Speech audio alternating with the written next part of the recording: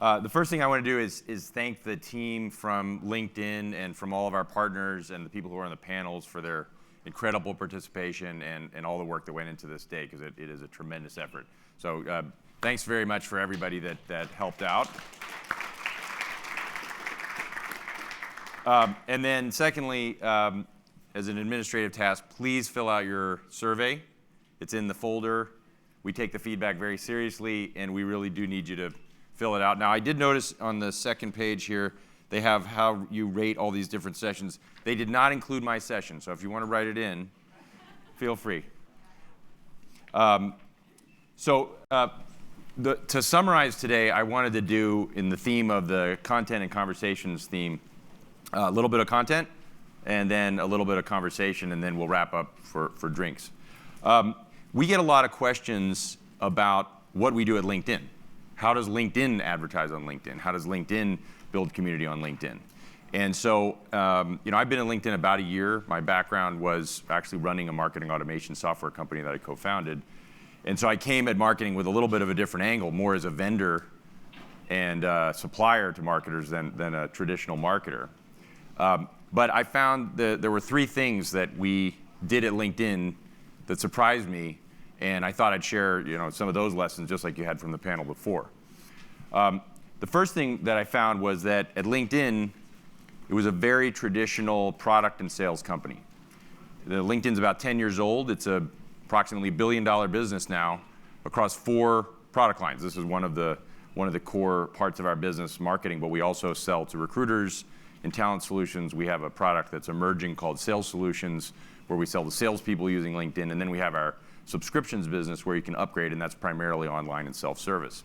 So across all those different businesses, marketing was almost exclusively judged on ROI and acquisition marketing, and the word prospect was a core part of it. So the first thing we had to do was start to reinvent the language, change the way that marketing was measured, and a lot of the things you saw today were not actually being measured at LinkedIn. We weren't necessarily measuring our marketing on awareness or content and community. So that was the first thing we had to change, was to change the perception of what marketing can do, because if marketing's all beholden to sales or all beholden to product, it really, as you all know, won't necessarily achieve its full potential. The second thing we had to do was we had to build the infrastructure. The company, when I arrived, had been making a bigger and bigger investment in sales systems, but if I'm really transparent about it, the investment in our infrastructure for marketing, to somebody's point earlier today, was not up to par.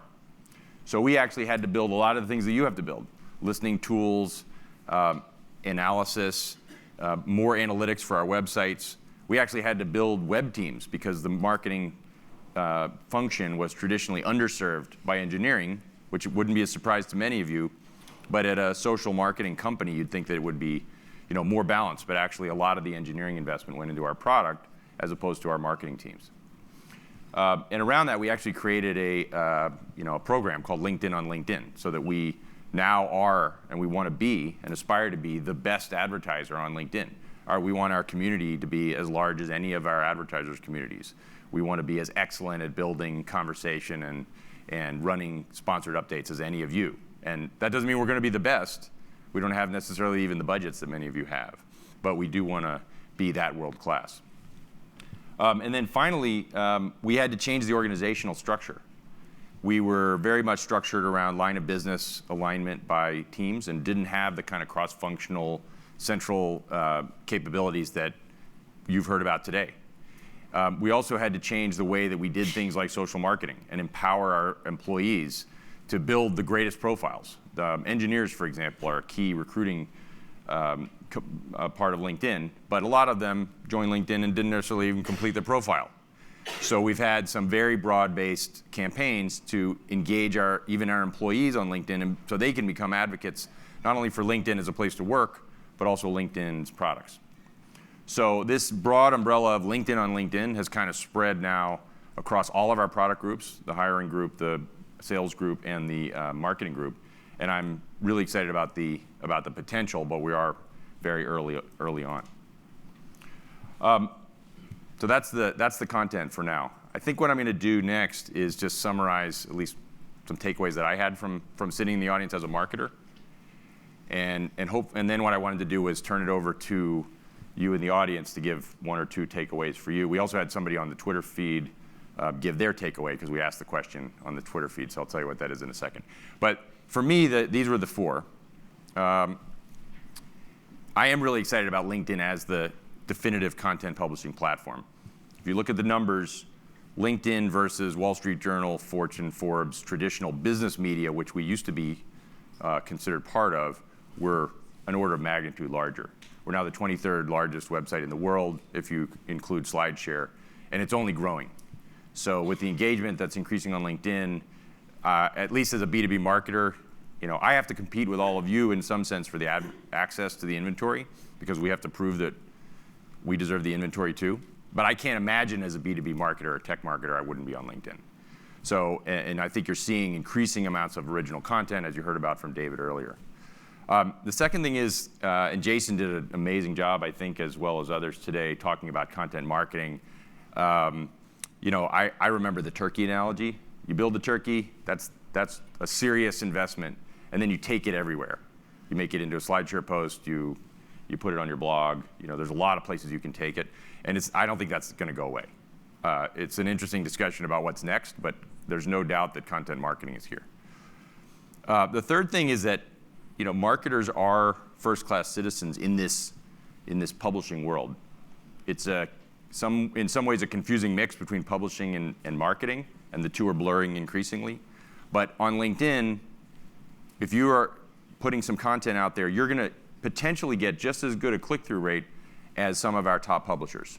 In our sponsored updates launch, we had The Economist as one of our top publishers. LinkedIn also was part of that sponsored update pilot.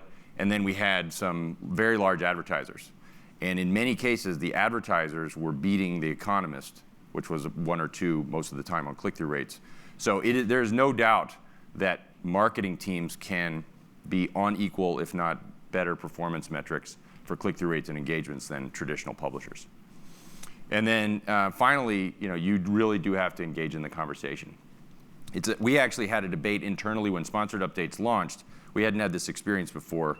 We had sponsored content that then users were coming in or members were coming in and saying, I hate this company. They don't know what they're doing, or their products are crap. And we were debating, should we take these down? What tools should we give the marketer to take them down or change them? And what we decided to do was allow the marketer to decide. They could be taken down, but in almost all cases they weren't.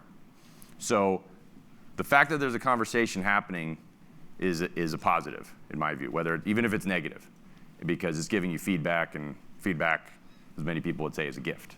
So it's really up to you to engage in the conversation. So we're taking that very seriously internally, and now on LinkedIn, through the group's products, through sponsored updates, it's really part of hopefully what your marketing mix includes. So with that, I would like to turn it over to all of you. We get 1 or 2 people to summarize their views of the day. If I have any volunteers, we've got a mic. Any volunteers?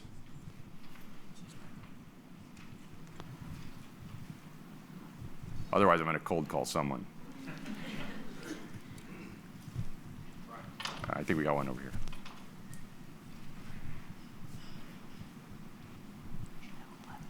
So I don't think I can summarize the day for you, but I did notice that pretty much every question and answer session that you did, somebody asked about globalization. And I think all of us that deal with multinational, international companies, the challenge of managing across regions and languages and all those different entities, that's really hard. And so if there are ways for you to help us solve those problems or get better insight into them, or a variety of different tasks there. But that was one of my takeaways, is that entity that we struggle with, everybody else in this room seems to be struggling with as well. Great, thanks. Keith, I'm going to ask Keith, who's on our marketing team for LinkedIn Marketing Solutions, to do the Twitter summary. Yeah, so we asked this question, the same question Brian just posed, asked to our Twitter handle, from our Twitter handle with the hashtag #InTC13. What's the key takeaway? And we had one, I think, really compelling key takeaway from that, which is that bacon, greater sign, bread. So be creative with your content. Don't just, it's not Dragnet where we need just the facts. Well said. Okay, I think we have one here. I don't need a mic. Well, I think you want the mic so you can be heard on the stream. You need the mic. Are you sure Yeah. you want? Thanks. So as a LinkedIn employee, I like to try to sit back at these events and just soak in what's happening, what people are talking about. And the main thing I keep hearing about is relationships. The idea that customer relationships are shifting. It's not so much brands managing customer relationships as brands giving customers tools to manage their own relationships with companies. And I heard that everywhere. I heard that when we talked about content. I heard when we talked about technology. All right, thank you. Any more volunteers? We got one.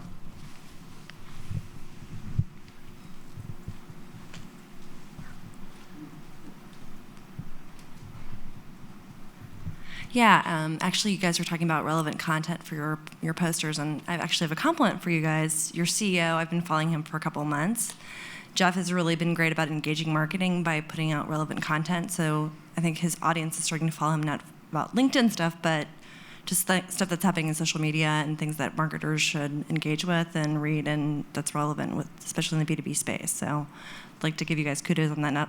Don't know how you're doing it and how you're getting him to post, but congratulations.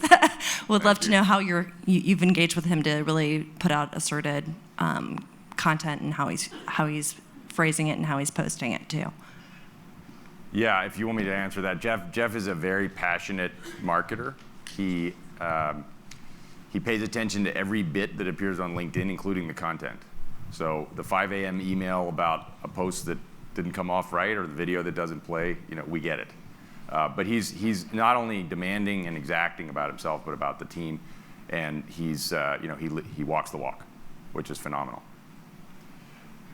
Okay, one more reminder: fill out the survey, and we do have a video to summarize a little bit of what we're going to be doing going forward. So we went around, we had some cameras that asked people questions that they were asking during the day, and then we did one question and answer with a LinkedIn team to answer the question. We're going to be continuing to roll those out on the web, on our blog, but the first one we wanted to show you today.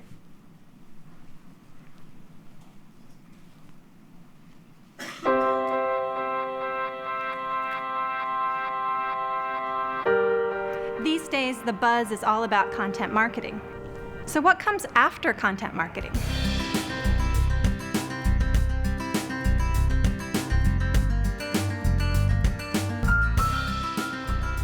I think that's a great question. And while content marketing's been around for an exceptionally long time, by many standards, what David Thacker mentioned is over 100 years. I think it's actually at an inflection point right now. And it's a really key inflection point for all of us to consider how we can leverage what is available to us today versus in the past. 2011 was the year of social. 2012 was the year of content. And now 2013 has been a great opportunity where those two worlds are starting to merge, and we're creating highly relevant and compelling content marketing campaigns and experiences for our key audiences. So what's next in 2014 is all about taking and creating amazing conversations, and the type of conversations that we can all learn from. And we can take those insights and analyze those insights and bring them back into our business to create an even better experience and even better product for our end users. And what I would actually look at from everybody in the audience is also thinking about, now that we have the technology, now that we have the data available on a platform like LinkedIn, how can we push these even further to create more personalized experiences in the future that create more conversations that are highly relevant and ultimately will create even more value for our clients and our businesses? Thank you.